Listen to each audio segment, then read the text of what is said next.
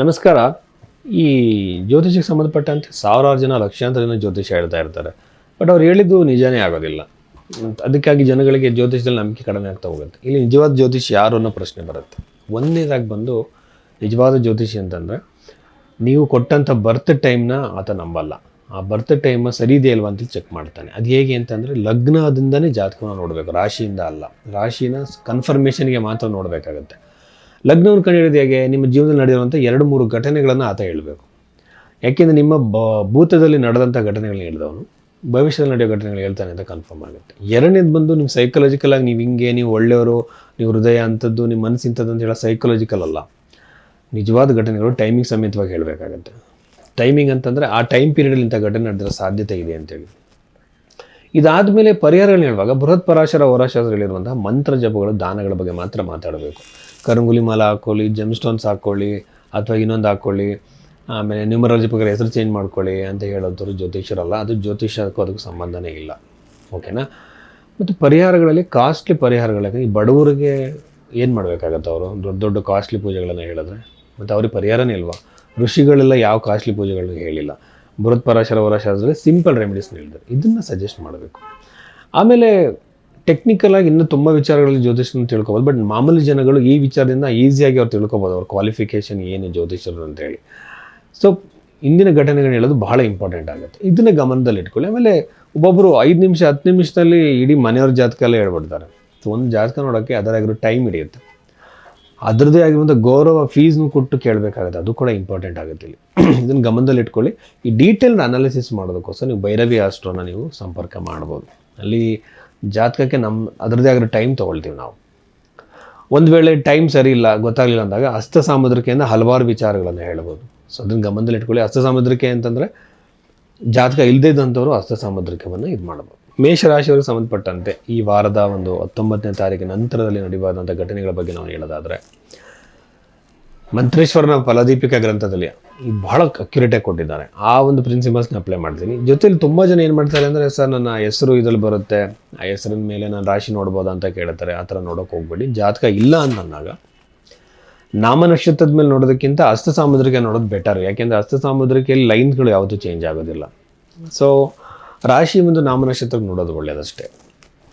ಇಲ್ಲಿ ಮೇಷರಾಶಿಯವರಿಗೆ ಸಂಬಂಧಪಟ್ಟಂತೆ ನನ್ನ ಪ್ರಕಾರವಾಗಿ ಪ್ರಾಪರ್ಟಿ ಮಾಡುವಂಥ ಅವಕಾಶಗಳು ಭಾಳ ಹೆಚ್ಚಾಗುತ್ತೆ ಏಪ್ರಿಲ್ ನಂತರದಲ್ಲಿ. ಚತುರ್ಥ ಭಾವದಲ್ಲಿ ಗುರುಗ್ರಹ ಬರ್ತಾ ಇರುವಂಥದ್ದು. ಯೂಶ್ವಲಾಗಿ ಏನಾಗುತ್ತೆ ಅಂತಂದರೆ, ಅವರಿಗೆ ಕುಟುಂಬದಲ್ಲಿ ಒಂದು ಆಹ್ಲಾದತೆ, ಒಂದು ನೆಮ್ಮದಿ, ಒಂದು ಸಂತೋಷಕರವಾಗಿರುವಂಥ ವಾತಾವರಣ ಕ್ರಿಯೇಟ್ ಆಗುತ್ತೆ. At the same time property ಖರೀದಿಗೆ ಬೇಕಾಗಿರುವಂಥ ಅವಕಾಶಗಳಿಗೆ ಮನೆ ಮಾಡಬೇಕು ಅಂತ ಓಡಾಡ್ತಿರ್ತಾರೆ. ಸೊ ಮನೆ ಮಾಡೋದಕ್ಕೆ ಬೇಕಾಗಿರುವಂತಹ ಒಂದು ವಾತಾವರಣ ಅಲ್ಲಿ ಕ್ರಿಯೇಟ್ ಆಗುತ್ತೆ. ಕೆಲವರಿಗೆ ಪಿತ್ರಾರ್ಜಿತ ಸುತ್ತು ಕೂಡ ಸಿಗೋ ಸಾಧ್ಯತೆ ಮೇಷರಾಶಿಯವರಿಗೆ ನನಗೆ ಬಹಳ ಹೆಚ್ಚಾಗಿ ಕಾಣ್ತಾ ಇದೆ ಅದು. ಆಮೇಲೆ ರೆಟ್ರೋಗ್ರೇಡ್ ಆಗಿರೋ ಗುರುಗ್ರಹ ಪುನಃ ಅದು ಬಂದು 4ನೇ ಮನೆ ಹೋಗೋದ್ರಿಂದಲೇ ನನ್ನ ಪ್ರೆಡಿಕ್ಷನ್ಸ್ ನಾನು ಪ್ರಾಪರ್ಟಿ ರಿಲೇಟೆಡಾಗಿ ಕೊಡ್ತೀನಿ. ಚತುರ್ಥ ಅಂತಂದರೆ ಪ್ರಾಪರ್ಟಿ ಮಾತ್ರ ಅಲ್ಲ, ಸುಖಭಾವ ಅಂತ ಕೂಡ ಅದಕ್ಕೆ ಹೇಳ್ತಾರೆ. ಸುಖಭಾವ ಅಂತಂದರೆ ನೆಮ್ಮದಿ, ಸಂತೋಷ, ಒಂದು ಆಹ್ಲಾದತೆಯನ್ನು ಅದು ಕ್ರಿಯೇಟ್ ಮಾಡುತ್ತೆ. ಆಮೇಲೆ ಕೆಲವರು ಈ ದೇವಸ್ಥಾನಗಳಿಗೆ ಸಂಬಂಧಪಟ್ಟಂತೆ ಡೊನೇಟ್ ಮಾಡುವಂಥದ್ದು ಅಥವಾ ದೇವಸ್ಥಾನನೇ ಕಟ್ಟಿಸುವಂತಹ ಒಂದು ಆಲೋಚನೆ ಮಾಡ್ತಿರ್ತಾರೆ. ಅಂಥವ್ರಿಗೂ ಕೂಡ ಇದು ಬಹಳ ಒಳ್ಳೆಯ ಸಮಯ. ಬಟ್ ಸಾಡೆ ಅಂತ ಬಂದಾಗ ಸಾಡೆ ಅಂತ ಬಹಳಷ್ಟು ಜನ ಭಯ ಪಡ್ತಿರ್ತಾರೆ. ಇದು ಭಯ ಪಡುವಂಥದ್ದು ಏನೂ ಅಲ್ಲ. ಒಂದು ರಿಸರ್ಚ್ ಪ್ರಕಾರ ನಾನು ಅಬ್ಸರ್ವ್ ಮಾಡಿದ್ದೀನಿ, ದೊಡ್ಡ ದೊಡ್ಡ ವ್ಯಕ್ತಿಗಳು ಸಾಡೆ ಟೈಮಲ್ಲಿ ಸಕ್ಸಸ್ಫುಲ್ ಆಗಿದ್ದಾರೆ. ಈ ಸಕ್ಸಸ್ಸಿಗೆ ಕಾರಣ ಏನಿರ್ಬೋದು ಅಂತಂದರೆ, ಶನಿಗ್ರಹ ಅಷ್ಟಕ ವರ್ಗದಲ್ಲಿ ಅತಿ ಹೆಚ್ಚು ಪಾಯಿಂಟ್ಗಳನ್ನು ಭಿನ್ನಾಷ್ಟಕ ವರ್ಗದಲ್ಲಿ ಹೊಂದಿರುವಂಥದ್ದು ನಿಮ್ಮ ರಾಶಿಯಲ್ಲಿ. ಸೊ ಇದನ್ನು ನೋಡಬೇಕಾಗುತ್ತೆ. ಮತ್ತು ನಿಮಗೆ ಸಾಡೆ ಗ್ರಹ ಬಂದ ತಕ್ಷಣ ಚೇಂಜ್ ಆಗೋದಿಲ್ಲ. ಚಂದ್ರದ ಡಿಗ್ರಿಗಳ ಸಮೇತವಾಗಿ ನಾವು ಅಬ್ಸರ್ವ್ ಮಾಡಬೇಕು. ಡಿಗ್ರಿಗಳ ಮೇಲೆ ಕ್ಯಾಲ್ಕುಲೇಟ್ ಮಾಡಿ ನಿಮಗೆ ಸಾಡೆ ಯಾವಾಗ ಸ್ಟಾರ್ಟ್ ಆಗೋದು ಅಂತ ಹೇಳಬೇಕಾಗುತ್ತೆ. ಸೊ ಮಲ್ಟಿಪಲ್ ವೇಲ್ ನೋಡಬೇಕು. ಸುಮ್ಮನೆ ಜನಗಳನ್ನ ಎದುರಿಸೋದಕ್ಕೆ ನೀವು ಸಾಡೆ ಭಯ ಆಗುತ್ತೆ ಅಂತ ಯಾವ ಕಾರಣಕ್ಕೂ ಭಯ ಪಡೋಕ್ಕೆ ಹೋಗಬೇಡಿ. ದೊಡ್ಡ ದೊಡ್ಡ ವ್ಯಕ್ತಿಗಳು ಸಕ್ಸಸ್ಫುಲ್ ಆಗಿದ್ದಾರೆ. ನಿಮಗೆ ಮಾರಕನಾಗಿರಬೇಕು, ಅವಯೋಗಿ ಆಗಿರಬೇಕು, ಆವಾಗ ಮಾತ್ರ ಪ್ರಾಬ್ಲಮ್ ಕೊಡ್ತಾನೆ. ಸುಮ್ಮನೆ ನಿಮಗೆ ಟ್ರಾನ್ಸಿಟಲ್ಲಿ ಶನಿ ಬಂದ ತಕ್ಷಣ ತೊಂದರೆ ಮಾಡಲ್ಲ. ಸೊ ಇದಾದ ಮೇಲೆ ವಿವಾಹಕ್ಕೆ ಸಂಬಂಧಪಟ್ಟಂತೆ ವಿಳಂಬ, ಮಾತುಕತೆ ಆಗಿರುತ್ತೆ, ಆ ಕಡೆಯಿಂದ ಯಾವುದೋ ರೆಸ್ಪಾನ್ಸ್ ಬರೋದಿಲ್ಲ, ಮ್ಯಾಟ್ರಿಮಲ್ ವೆಬ್ಸೈಟಲ್ಲೂ ಸಂಬಂಧಗಳು ಬರದೇ ಇರೋದು, ಲೇಟ್ ಆಗೋದು ಆಗ್ತಾ ಇರುತ್ತೆ. ಇದಕ್ಕೂ ಕೂಡ ಪರಿಹಾರಗಳನ್ನು ಮಾಡ್ಕೋಬೇಕಾಗತ್ತೆ. ಇದಾದಮೇಲೆ